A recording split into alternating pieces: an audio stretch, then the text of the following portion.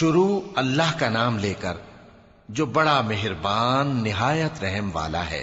ان فرشتوں کی قسم جو ڈوب کر کافروں کی جان کھینچ لیتے ہیں، اور ان کی جو مومنوں کی جان آسانی سے نکالتے ہیں، اور ان کی جو تیرتے ہوئے جاتے ہیں پھر لپک کر آگے بڑھتے ہیں، پھر دنیا کے کاموں کا انتظام کرتے ہیں کہ وہ دن آ کر رہے گا جس دن وہ زلزلہ آئے گا، پھر اس کے پیچھے اور زلزلہ آئے گا۔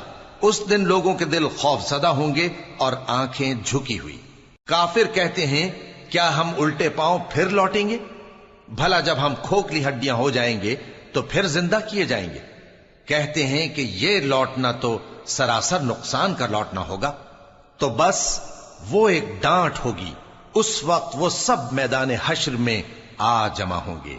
بھلا تم کو موسیٰ کی حکایت پہنچی ہے جب ان کے پروردگار نے ان کو پاک میدان یعنی طویٰ میں پکارا اور حکم دیا کہ فرعون کے پاس جاؤ کہ وہ سرکش ہو رہا ہے، پھر اس سے کہو کہ کیا تو چاہتا ہے کہ پاک ہو جائے اور میں تجھے تیرے پروردگار کا رستہ بتاؤں تاکہ تجھ کو خوف پیدا ہو؟ غرض انہوں نے اس کو بہت بڑی نشانی دکھائی مگر اس نے جھٹلایا اور نہ مانا، پھر لوٹ گیا اور تدبیریں کرنے لگا۔ سو اس نے لوگوں کو اکٹھا کیا، پھر بلند آواز سے بولا، سو کہنے لگا کہ تمہارا سب سے بڑا مالک میں ہوں۔ تو اللہ نے اس کو دنیا اور آخرت دونوں کے عذاب میں پکڑ لیا۔ جو شخص اللہ سے ڈر رکھتا ہے اس کے لیے اس قصے میں عبرت ہے۔ بھلا تمہارا بنانا مشکل ہے یا آسمان کا؟ اللہ نے اس کو بنایا، اس کی چھت کو اونچا کیا، پھر اسے برابر کر دیا، اور اسی نے رات تاریک بنائی اور دن کو دھوپ نکالی، اور اس کے بعد زمین کو پھیلا دیا۔ اسی نے زمین میں سے اس کا پانی نکالا اور چارہ اگایا اور اس پر پہاڑوں کا بوجھ رکھ دیا۔